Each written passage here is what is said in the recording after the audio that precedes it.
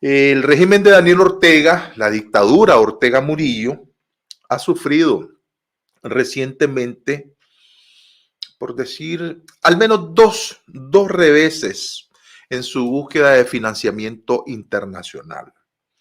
El primero tiene que ver con el bloqueo del desembolso, oigan bien, 116 millones de dólares que fueron aprobados para el gobierno de Nicaragua, para la dictadura, en concepto de un proyecto para reducir la deforestación y fortalecer la resiliencia en las biosferas de Bozaguas y Río San Juan de Nicaragua. Vamos a hablar de las implicaciones del por qué fueron suspendidos estos recursos para alimentar la represión de la dictadura. Hay toda una argumentación sobre esto. El otro revés es el que tiene que ver con el Banco Centroamericano de Integración Económica, el BESIE, porque este organismo, este banco ha retrasado o ha pospuesto por 6 meses más la entrega de un mega financiamiento por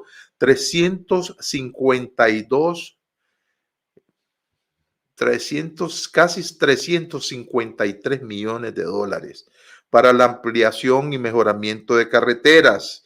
Recuerden que ese es parte del clientelismo político que ejerce la dictadura diciendo que tiene las mejores carreteras de Centroamérica. Bueno, aquí gracias a la incidencia de los grupos de oposición y de muchas organizaciones no gubernamentales nicaragüenses y extranjeras, tenemos como resultado pues estas dos suspensiones.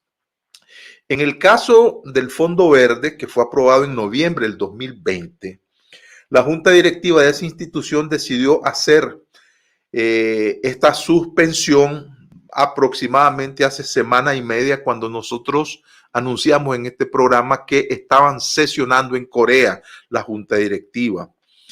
Y bueno, la suspensión es hasta que el régimen de Ortega Murillo cumpla las políticas y procedimientos de este mecanismo.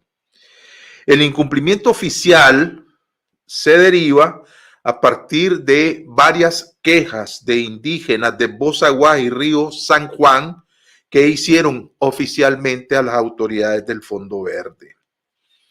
Para ampliar esta información y ver los detalles de las organizaciones involucradas en esta incidencia política, vamos a conversar hoy con Amaru Ruiz, quien es integrante de la Fundación del Río y uno de los promotores de la defensa de las reservas biológicas de Nicaragua, sobre todo la del Río San Juan. Bienvenido, Amaru Ruiz. ¿Cómo estás? Es un gusto tenerte nuevamente en este programa. Muchas gracias, Sergio. Muchas gracias a la audiencia de la Mesa Redonda y al equipo que siempre acompaña en estos importantes programas. Amaru, danos detalles de cuáles son los antecedentes del fondo, cómo se gestionaron, a qué obedecen, y después contanos en la línea del tiempo cuáles han sido, ¿verdad?, las diferentes, digamos, hitos que ha tenido estos desembolsos, esta aprobación, esta suspensión y las implicaciones que eso tendría. Mira, en principio, el régimen de Ortega Murillo junto con el BESIE y la FAO presentaron ante el Fondo Verde del Clima un proyecto para reducir los procesos de deforestación que están tanto en Indio Maíz como en Bozaguas, que son los sitios donde se ubica este proyecto. El principal objetivo era la reducción de la deforestación. Entonces ellos acudieron ante el Fondo Verde del Clima, que nace del Acuerdo de París y que establece un mecanismo de financiamiento donde los países más desarrollados pueden apoyar a países menos desarrollados para lograr la detención o el mantenimiento de los stocks de carbono en estos países. El régimen, cuando presenta este proyecto, en ese momento nosotros alertamos al Fondo Verde del Clima que ese proyecto carecía de una serie de procesos de consulta, de consentimiento con las comunidades indígenas, que tenía ciertos incumplimientos en las salvaguardas ambientales y sociales y que por ende en ese momento no debió de aprobarse. Esa fue una comunicación enviada advirtiendo al Fondo Verde del Clima de lo que sucedía en ese momento con la presentación de este proyecto, porque ya veníamos con un proyecto anterior que el régimen había presentado por 54 millones de dólares ante el Fondo Colaborativo del Carbono del Banco Mundial, al cual nosotros también acudimos y se logró detener el desembolso de ese proyecto, porque evidentemente el banco encontró que había incumplimiento de las salvaguardas ambientales y sociales. Es decir, lo que hicieron luego es que modificaron, reempaquetaron el proyecto y lo mandan a otro destino, a otro fondo. Entonces, esta advertencia nosotros de alguna manera se las pasamos. Uno de los países más comprometidos con que se ejecute de forma transparente, que se respeten derechos humanos, ha sido Alemania. Y Alemania en ese momento, dentro del BOR, promovió la aplicación de 3 condicionalidades del proyecto.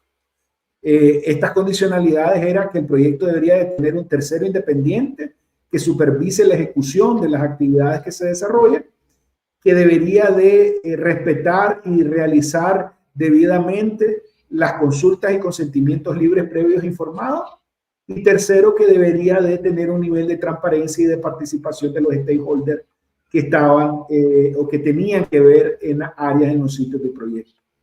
Entonces, el régimen en ese momento firmó esas condicionalidades, porque pensó que firmando, pues firmar me hará cumplir jamás. Esa es parte del tema que han mantenido siempre. Entonces dice, bueno, acepta las condicionalidades y el proceso continuó. Sin embargo, la entidad acreditada, que en este caso es su socio, el BESIE, uno de los que les ha financiado la mayor parte de los préstamos actualmente al país, no quiso, y ahí gracias a la incidencia de otras organizaciones internacionales que están dando seguimiento al tema, como AIDA y la Fundación BOL, pidieron explicación alrededor de cómo se iba a cumplimentar o cumplir con las condicionalidades que se habían establecido en la aprobación de ese proyecto. Sin embargo, el BESIE no respondió de manera transparente, dice, o lo que respondió dice que no tenía aprobada la política de acceso a la información pública. Posteriormente se hizo otra consulta y volvió a responder que no tenía firmado los documentos, entonces no podía presentar nada. Total, al final, su política de acceso a la información pública prácticamente es nula, porque no se pudo acceder a la información en ese momento.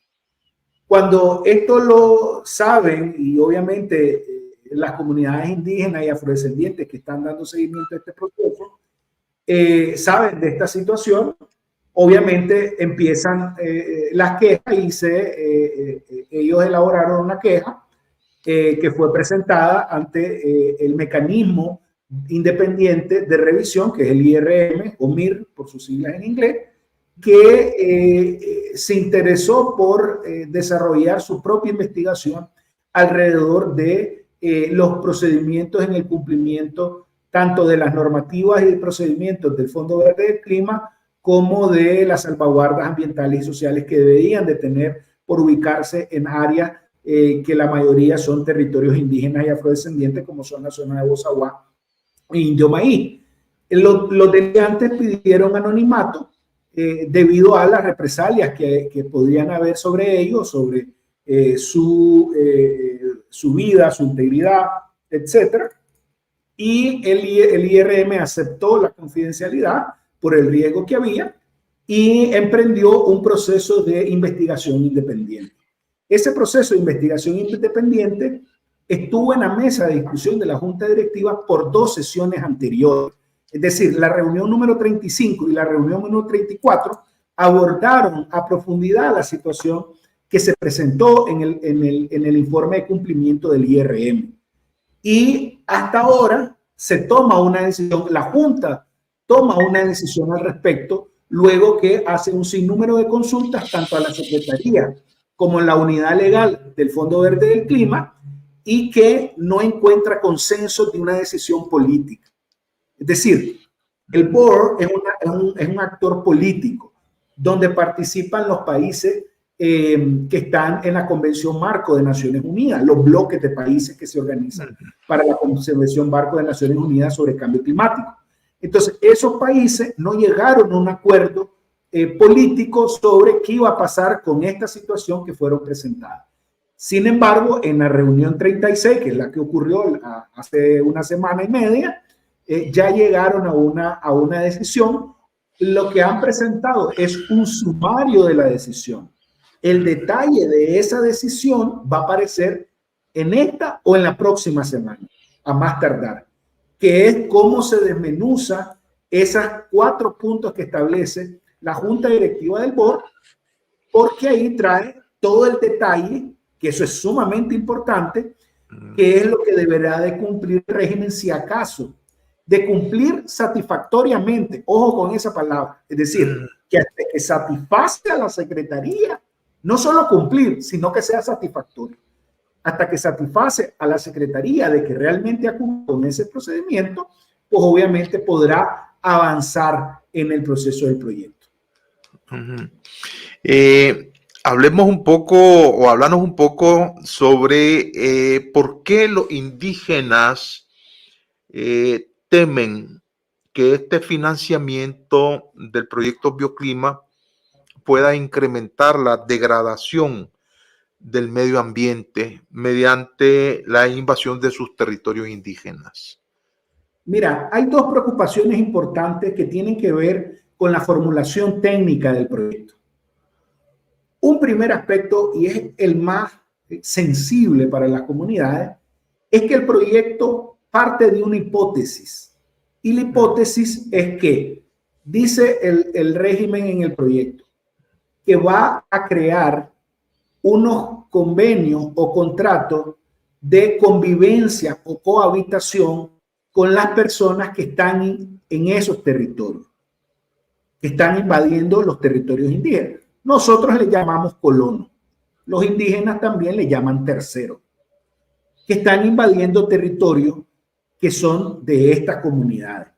Entonces, la propuesta que se parte del régimen es que con este financiamiento para trabajar en esos territorios se va a promover que hayan acuerdos de convivencia o cohabitación, que tiene un nombre técnico ahí en inglés, ARP, se llaman los acuerdos, un nombre más técnico en el proyecto, pero lo que le han dicho en las comunidades es que debe de haber una cohabitación o convivencia pacífica entre mestizos y colonos. Entonces, esa propuesta, primero, daña lo establecido en la ley 445, o sea, entra en contradicción, porque ¿para qué vas a promover un contrato si lo que dice la ley 445 en su última etapa de saneamiento es el saneamiento, el procedimiento del saneamiento de los territorios indígenas y afrodescendientes? Eso en primer lugar. En segundo lugar, ¿cómo vas a decirle a las comunidades indígenas que el que asesinó a tu papá, a tu hijo, a tu mamá, el que violó a tus niños, va a vivir al lado tuyo, en tu tierra, y que además son mayoría en sus territorios? O sea que va a cambiar la correlación de fuerza y las decisiones que se toman sobre tu territorio. Eso había propuesto el régimen. Eso es lo que propuso en nivel técnico el régimen en la propuesta de Bioclima, realizar esta convivencia pacífica para que estas personas se sientan que tienen un nivel de seguridad y entonces establecer proyectos con esta. Ese es el otro tema que ya vamos a pasar. O sea, legalizar la invasión de los colonos a las tierras indígenas. Es una forma de legalización y legitimización de estos colonos. Ellos señalan que es que no que van a entregar tierras, es decir, que las tierras van a estar en manos de los territorios indígenas. O sea, que no va a haber un cambio legal. Pero da igual cuando vos tenés la legitimidad de estar en ese territorio. O sea, que en la práctica estás legalizando un proceso de invasión. Entonces vas en contra de la ley pero va también en contra de la lucha de las comunidades indígenas y afrodescendientes y de su resistencia histórica a perder su territorio, porque las comunidades indígenas saben que si pierden su territorio, pierden su acceso a comida, pierden su acceso a producción, pierden el acceso a su vida, porque ellos viven y conviven en el bosque. Entonces, ahí es uno de los principales cuestionamientos que se hace. Y uno se pregunta, bueno, ¿y de dónde salió esa propuesta? Entonces, el IRM en su informe establece que uno de los principales promotores de esa propuesta es la FAO en Nicaragua. Lo dice claramente, con nombre y detalle. Y le pregunta, bueno, ¿y vos qué hiciste para consultar esa propuesta? Entonces les dice, mira, habla con Marena. Entonces el IRM va a hablar con Marena y le dice a Marena, no, anda a hablar con el BESI. Va a hablar con el BESI y el BESI le dice, no, si lo que la redactó es la FAO. Hombre, se bolearon. Eso es lo que aparece en el informe de cumplimiento. Le debería dar vergüenza a una agencia de Naciones Unidas que su mandato está vinculada al respeto de los derechos de las comunidades indígenas y de los principios de consulta y consentimiento libre, previo e informado. Pero aquí parece que se le olvidó su mandato. No solo porque soy contratado, sino por cumplir mis propias políticas. Ahora, también debieron de cumplir las políticas establecidas por el Fondo Verde del Clima, que son las normativas del IFC, que establece la consulta y que establece el consentimiento libre, previo e informado. Entonces, uno de los principales detalles más sensibles es el tema de la convivencia, cohabitación, etc.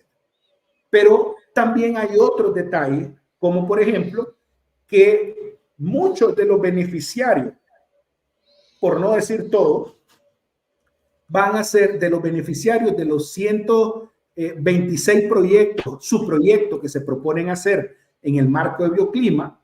Los beneficiarios van a ser o invasores o ganaderos. ¿Por qué? ¿Cuál es la otra hipótesis? Bueno, ¿quiénes son los que más generan los procesos de deforestación? No son los indígenas. Los indígenas más bien conservan el bosque. Entonces, el régimen dice, ¿quiénes son? Son los ganaderos. ¿Y cuáles ganaderos? Los que están dentro de estos territorios. Y entonces, ¿con quiénes tengo que trabajar? Con los ganaderos para que disminuyan los procesos de deforestación. Entonces, esa es su tesis. Entonces, nosotros técnicamente estamos en desacuerdo. Primero, porque ellos son los responsables directos de la deforestación. No deberían de ser financiados una industria ganadera que es, además, el segundo producto de exportación más importante del país, o sea, que tienen reales. No deberíamos de estarle pidiendo a nivel internacional a fondos verdes, fondos climáticos, que lo podríamos estar utilizando en otras cosas, para que los ganaderos cambien su manera y se vuelvan más responsables con su producción. Debería de ser una responsabilidad de ese sector. Y además no deberían de estar haciendo ganadería en territorios indígenas ni en áreas protegidas. Si ese es el peor de los problemas. Se supone que declaráramos área protegida de Indio Maíz en Usaguá. Anda a ver el documental de Camilo. Camilo retrata cómo funciona la industria ganadera en Indio Maíz. Igualito funciona en Bozaguá, que tiene más años, más deterioro y que lamentablemente funcionan todas estas cadenas. Entonces, uno dice, si los objetivos del proyecto es reducir la deforestación, ¿por qué el beneficio va hacia los que más deforestan y no a los que siguen conservando el bosque?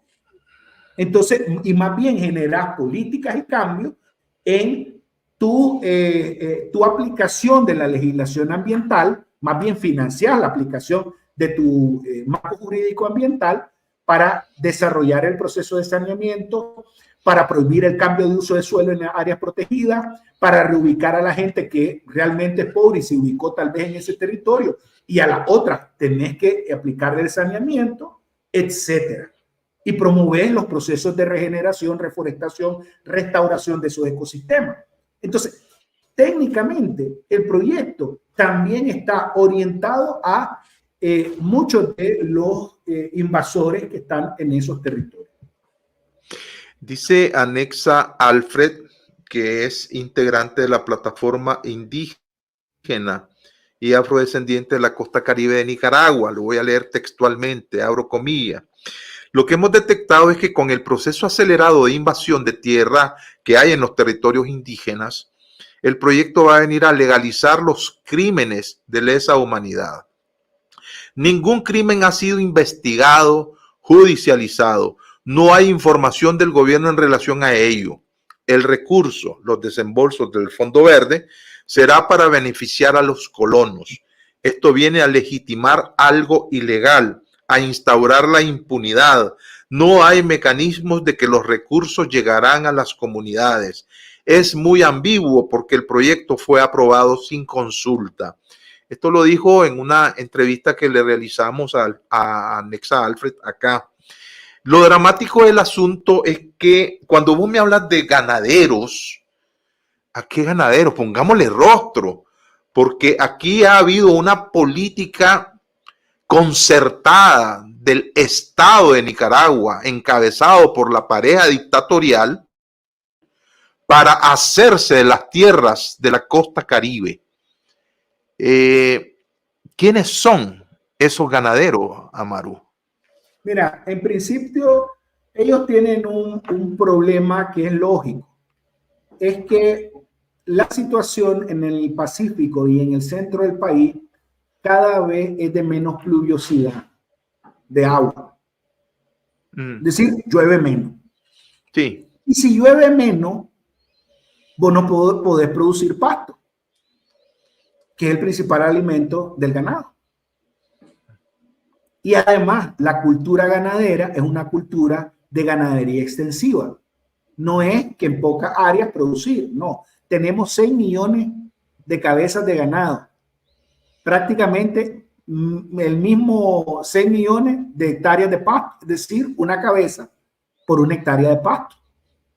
O sea, un modelo sumamente extensivo.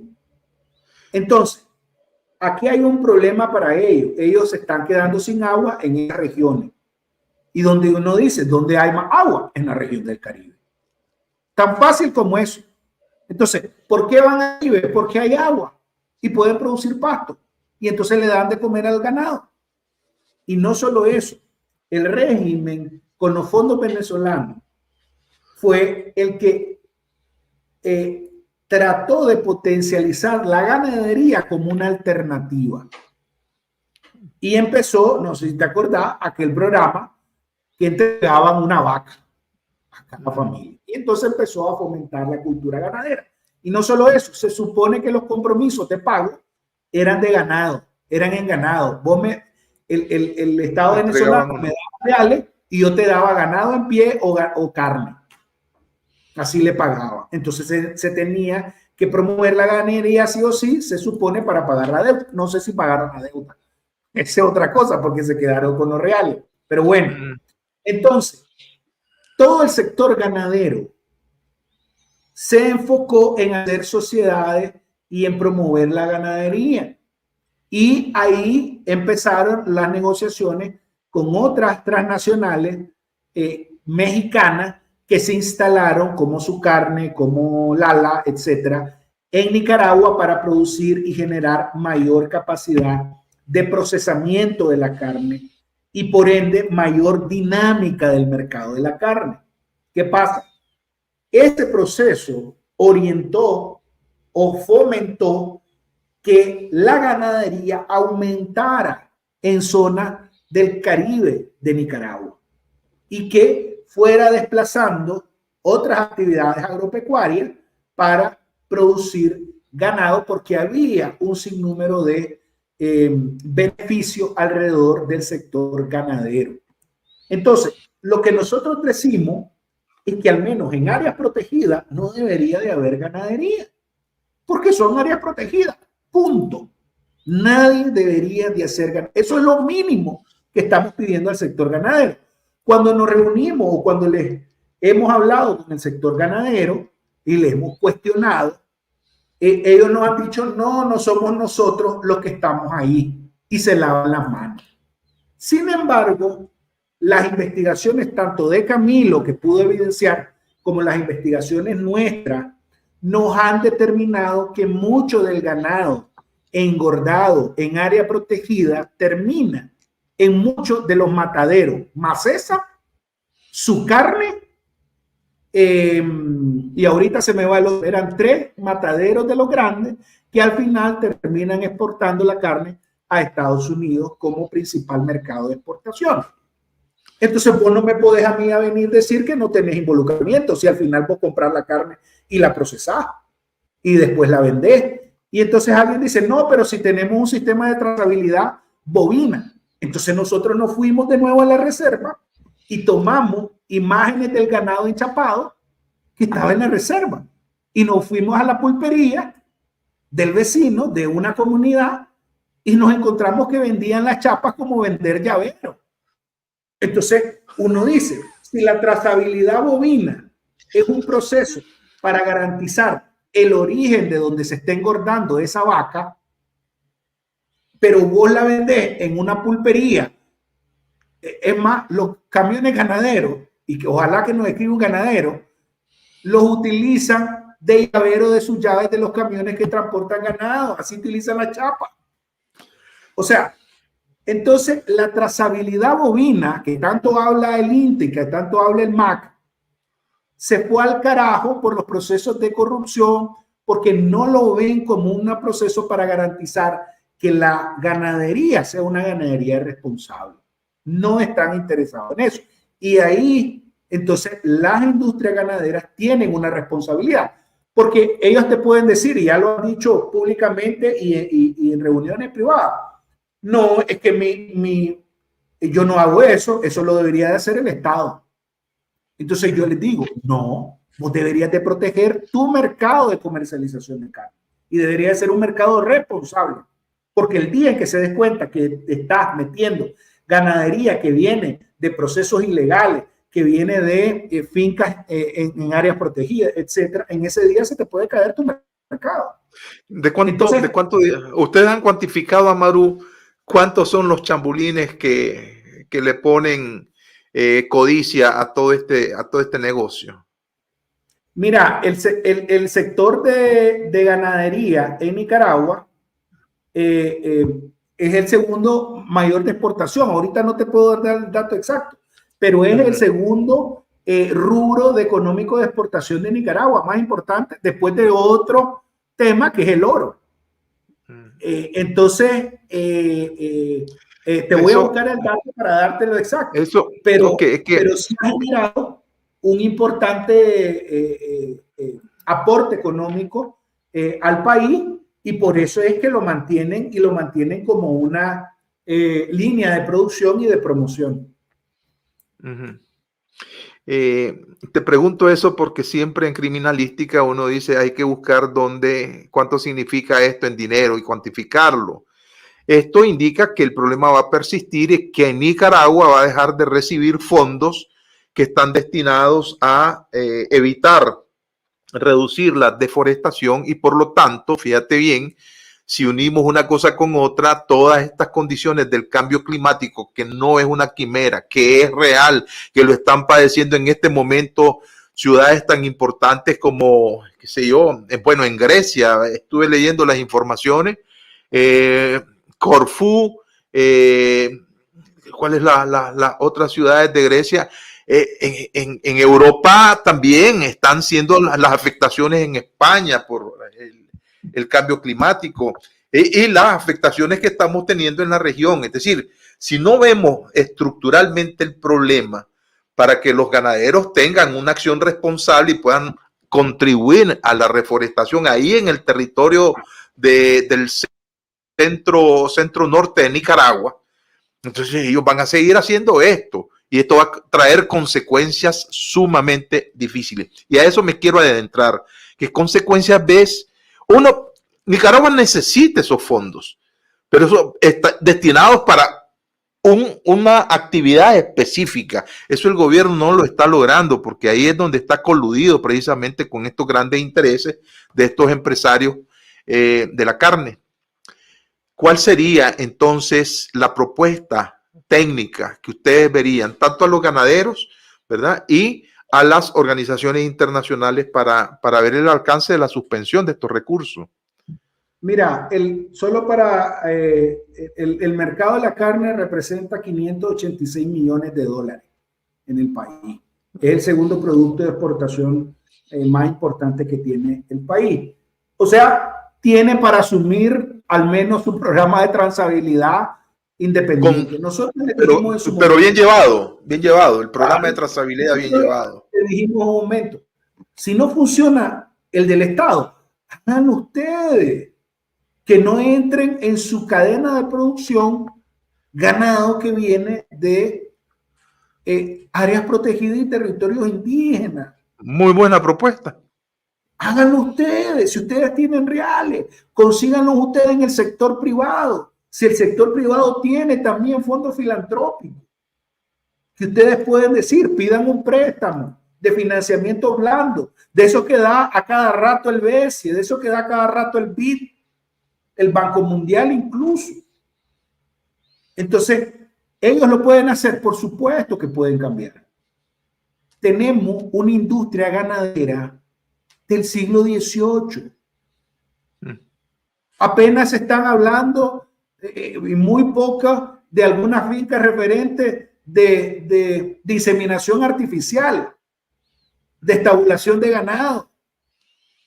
O sea, tienen alternativas suficientes. Lo que no hay es voluntad política, Sergio. No hay una conciencia.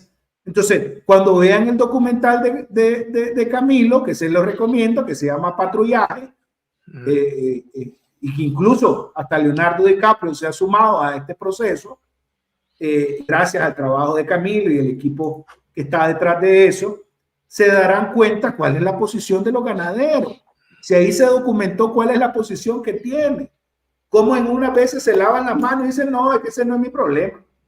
¿Cómo no va a ser su problema si es su industria la que está en cuestión? Pero bueno, eso respondiendo a tu pregunta. Mira, en principio, el Estado de Nicaragua tiene la posibilidad de cambiar la situación de deforestación del país con solo aplicar el marco legal ambiental aprobado actualmente. Por ejemplo, si dice no más personas en áreas protegidas invadiendo, vamos a ir a hacer el proceso de saneamiento a esas áreas protegidas. Ya está. Eso es un primer paso. No necesitas más de voluntad política, es la que necesitas. Tenés a una unidad incluso del BESCO, especialista, se supone, en conservación y en área protegida y en resguardo de pueblos indígenas, que te la lleva a hacer saneamiento de esos territorios. Se prohíbe el cambio de uso de suelo en áreas protegidas. Perfecto, nadie va a poder despalar porque está prohibido. Y quien va ahí se aplica la normativa. Y le pedí a los guardabosques, quien encuentren ahí cambiando el uso de suelo va denunciado y va preso. Punto. Así como apresan a presos políticos solo por decir la opinión, no van a poder apresar realmente a los que sí hacen violación de los delitos ambientales, no van a poderlos apresar. Es decir, ahí donde vos ves que no hay voluntad política para enfrentar el problema. Entonces, con esos dos cambios, ya vos vas y vas instalando una voluntad, creando una voluntad política. Pero no solo eso, aplicando la justicia. Lo que dice anexa, totalmente le doy la razón. Es decir, hay un proceso de impunidad en esos territorios. El informe de cumplimiento del IRM en su último capítulo señala que hay impunidad. Entonces, pero fíjate bien, y hay luego de 3 años, luego de que sale lo del Fondo Verde, la decisión, vos ves que el ejército y la policía salen en conferencia de prensa presentando luego de 3 años y medio y que asesinaba a más de 25 o 30 indígenas, ves que capturan a Chabelo, uno de los principales actores intelectuales de esa masacre y además responsable directo de esa masacre. Entonces, y uno dice, bueno, entonces quiere decir que los indígenas 4 Mayanas, apresados y sentenciados a cadena perpetua, deberían de ser puestos en libertad, porque ya encontraron a los verdaderos responsables y le hicieron un juicio espurio. Entonces, vos te das cuenta que también hay un proceso de impunidad en el país, que solo hasta que ya haya una denuncia internacional, medio tratan de maquillar haciendo algo, porque eso les va a permitir tener o tratar de crear un ambiente donde digan ellos, bueno, ya agarramos a uno de los principales responsables, pero eso es uno de los principales responsables, no es el único. Entonces, además de eso, otra alternativa importante, se prohíben concesiones mineras, ganaderas, de cualquier tipo de explotación en áreas protegidas. Esa es otra acción importante que el régimen puede hacer, pero no lo va a hacer. Se prohíbe la palma africana dentro de Bozaguá, se prohíbe la minería dentro de Bozaguá, se prohíbe la extracción forestal dentro de Bozaguá. No lo va a hacer, si más bien lo ha permitido. Emitió un decreto de emergencia de los huracanes que sigue vigente, la explotación forestal, y quienes tienen la capacidad de explotación son las empresas porque tienen la capacidad de procesamiento. El nivel local no va, con Coto agarra un árbol para hacer medio su casa, pero no tiene planteles industriales, no tiene máquinas para sacar la plantación maderera, etcétera, no tiene la capacidad. Entonces, con esas acciones ya puede hacer bastante. Ahora, está pidiendo recursos para disminuir la deforestación, pero paralelamente está promoviendo la minería artesanal y dando concesiones mineras, muchas de ellas cercanas o dentro de áreas protegidas. Porque hay algunos que me dicen, no, pero si algunas empresas en el norte no están en áreas protegidas. Falso. Nosotros les hemos presentado el mapa de la reserva de biosfera aprobada por el propio Estado nicaragüense, y dentro de esa reserva de biosfera están concesiones mineras, dentro de comunidades indígenas también. Entonces, por un lado tenés una política de recaudación de fondos, de pedir fondos internacionales, y por otro lado tenés muchos de estos promoviendo estos tensores ambientales que causan la deforestación. Y lo último, nosotros este año pudimos observar el porcentaje del presupuesto del Marena. Les debería dar vergüenza. 0,24% es la asignación presupuestaria del presupuesto general de la República al Ministerio de los Recursos Naturales. No llega ni al 1%, Sergio. Entonces, vos querés demostrar una voluntad política por cambiar la situación ambiental.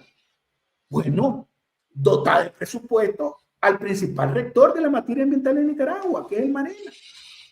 No llega ni al 1%. Le da más.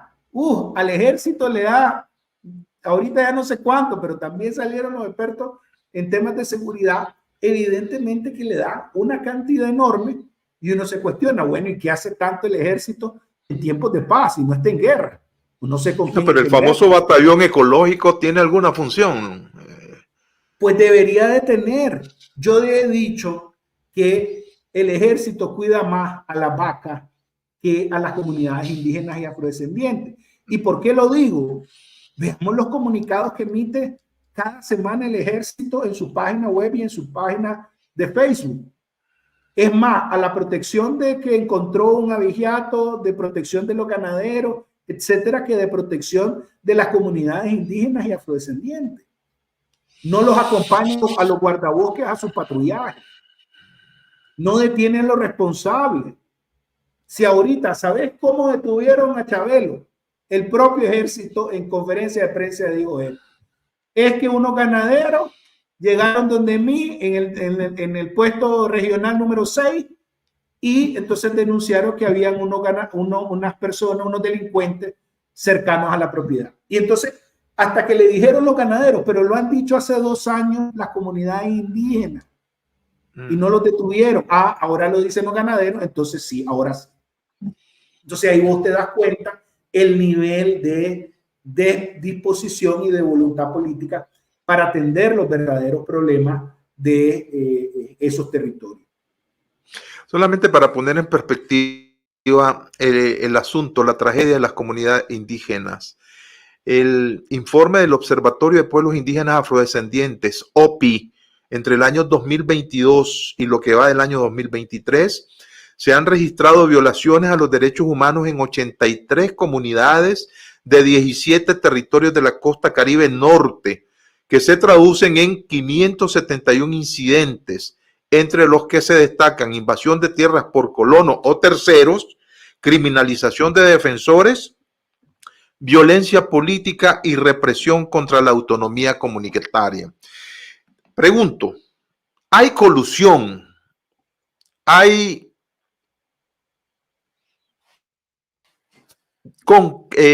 complicidad entre este sector ganadero de estos grandes mataderos que son al fin y al cabo los beneficiados de esta extensión de tierras con el gobierno de la dictadura Ortega Murillo? Vamos a revisar quiénes son los accionistas, pues, de esas grandes empresas transnacionales y ganaderas. Revisemos si el ejército está en alguna de esas sociedades. Macesa, por ejemplo. Preguntemos de quiénes son y quiénes son los dueños. Si es que no han querido dar información, Sergio, si la mantienen en secreto. Y cambian hasta, ponen en testaferro. A ver, recordemos que el vicepresidente de nuestra república era un enorme ganadero que viene de la Libertad Chontales. ¿Te refería a Omar Jales Leven? Si era uno de los principales ganaderos. No los mirábamos montar en la hípica. Si todo es de conocimiento público. Y la mayoría de estos, claro que tienen un involucramiento. Se han beneficiado, se beneficiaron con los fondos venezolanos por la promoción de la carne, porque ¿quiénes tenían la capacidad de exportación de carne? No, los mataderos. El pequeño productor no. El pequeño productor la engorda, mata si acaso cuando... Cumple con la normativa.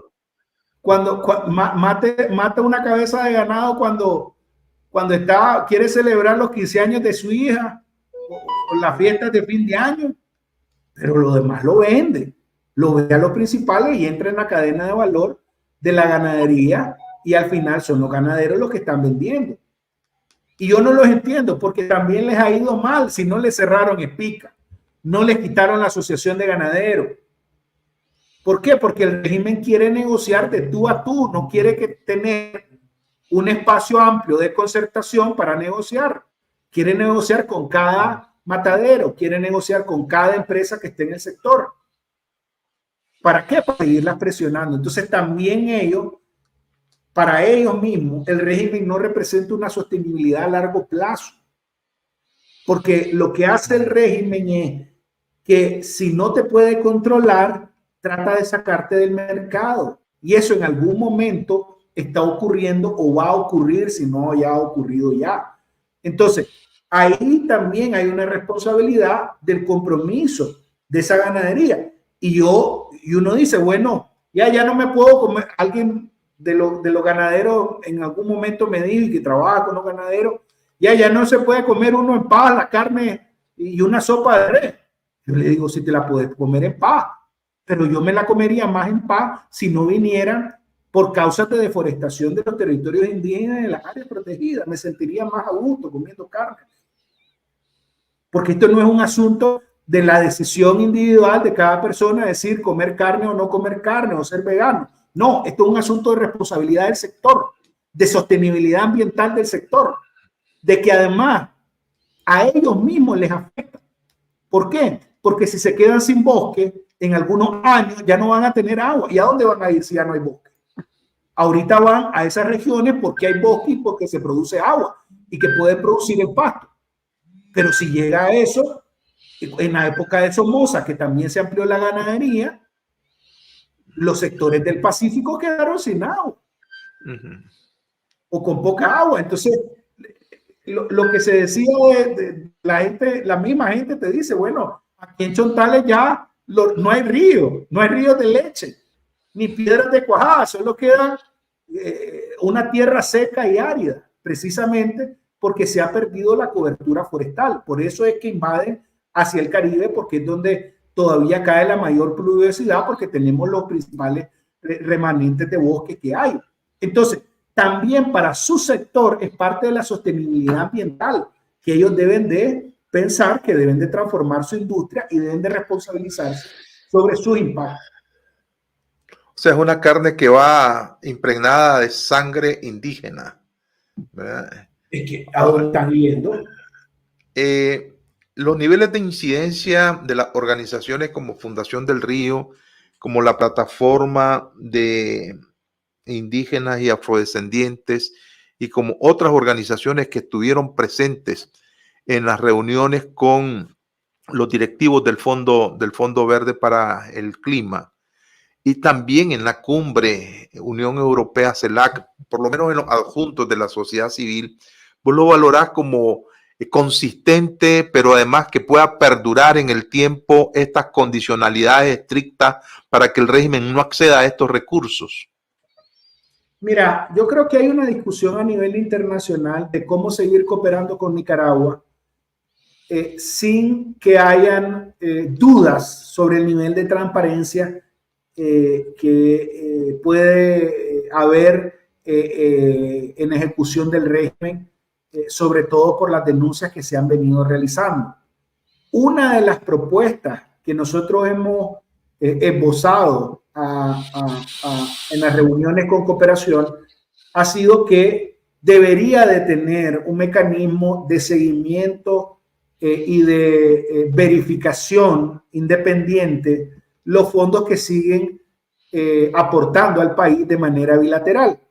Porque con esto de las sanciones hay algunos países que dicen, bueno, queremos que seguir cooperando con el país, pero no queremos que esta cooperación se pueda ir o fugar hacia otros fines, que son fines más partidarios, más políticos y más de mantenimiento de la dictadura.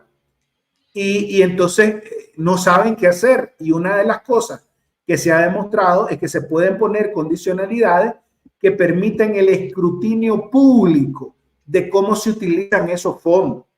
Aquí no estamos diciendo que dejen de cooperar con el pueblo nicaragüense, no, en ningún momento. Además, las sanciones se han centralizado principalmente en actores, en personas, en responsables directos de esas tomas de decisiones, y esperemos que se sigan sancionando a esas personas responsables, incluyendo al Consejo Regional del Sur, al Consejo Regional del Norte, que están permitiendo esas atrocidades. Aquí estamos diciendo que si se quiere seguir cooperando de manera bilateral con el país, con el pueblo nicaragüense, que se debe de tener mecanismos de supervisión, de control, de seguimiento a esos recursos que entran al país, que vayan y que se destinen y que se ejecuten de manera transparente y correspondiente a los altos estándares de la debida gestión de esos recursos. No lo que pasó en el huracán, en los huracanes. Mucha de la ayuda llegó y se partidarizó. Le ejecutó miembros del Consejo Regional que estaban vinculados al partido político. Y entonces solo a las familias que eran sandinistas les empezaba a dar y a las otras las cuestionaba. Entonces, vos no podés politizar una ayuda que viene de cooperación internacional.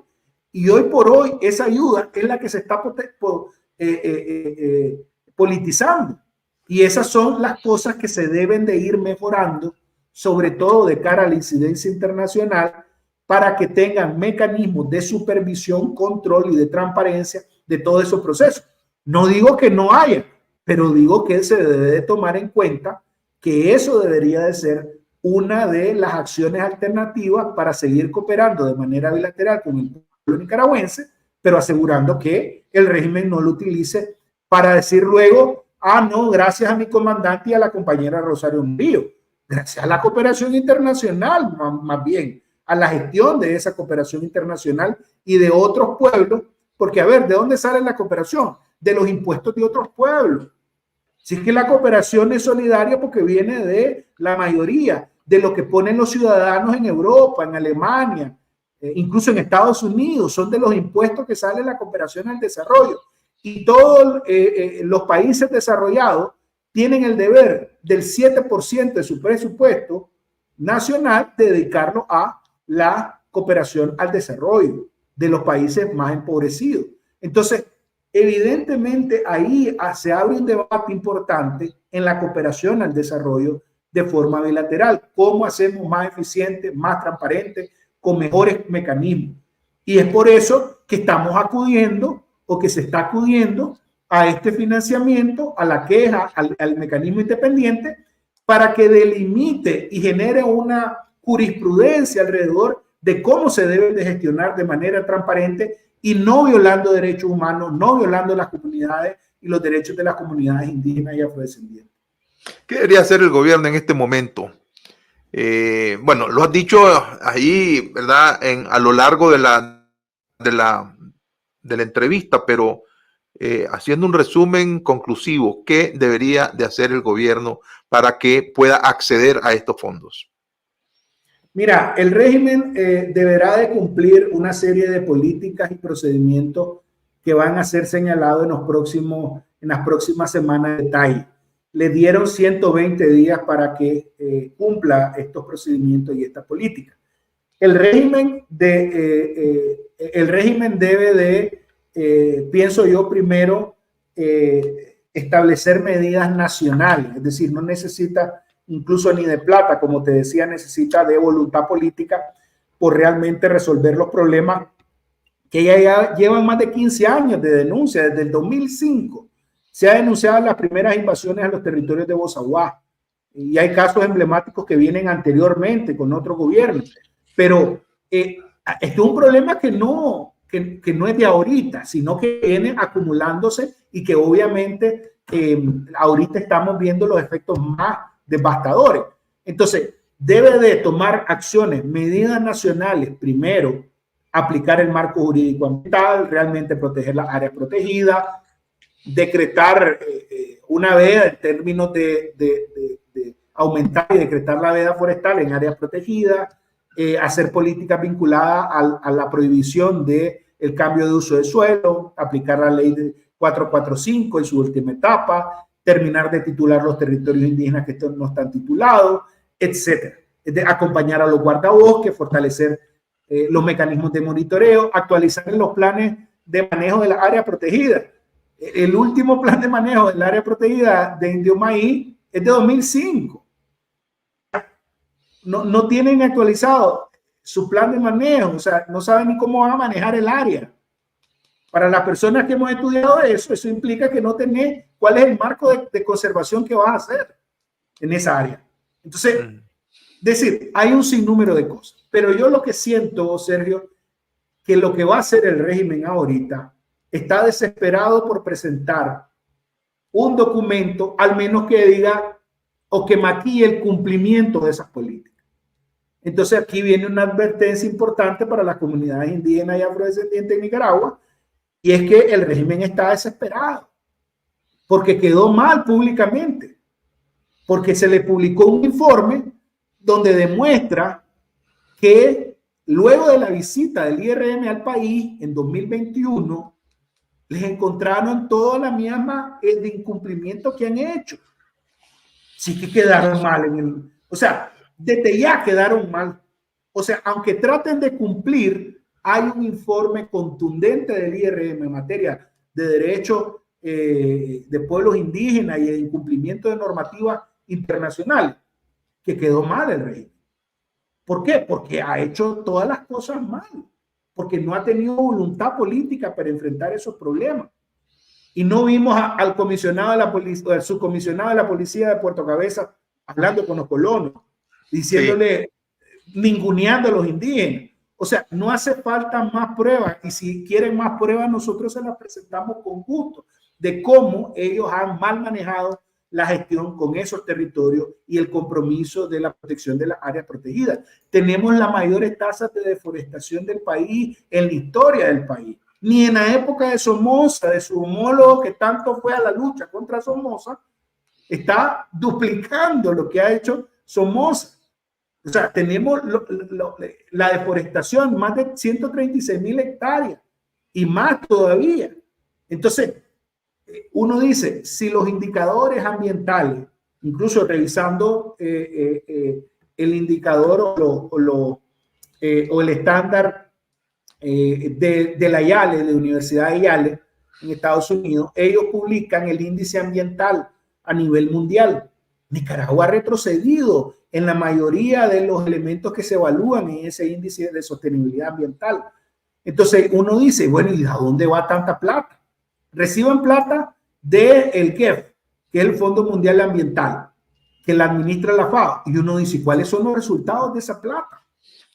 Entonces uno se pone a cuestionar realmente la eficiencia y la ejecución y el destino de estos recursos financieros que entran y que siguen pidiendo más, pero que no vemos resultados alrededor de la protección de nuestros recursos naturales en el país.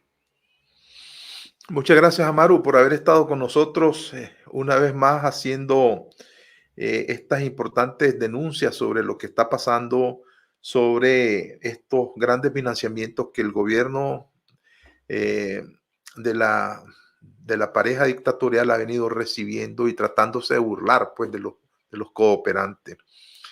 Gracias, te animo a que sigas en tu lucha, ¿verdad? Es una lucha que representas pues, a un amplio sector del pueblo de Nicaragua y de los costeños, entendiendo a los costeños, ¿verdad?, del norte y del sur de la costa caribe de Nicaragua. Muchas gracias, Amaru. Espero que estés bien. Muchas gracias, Sergio. Muchas gracias al equipo de la Mesa Redonda.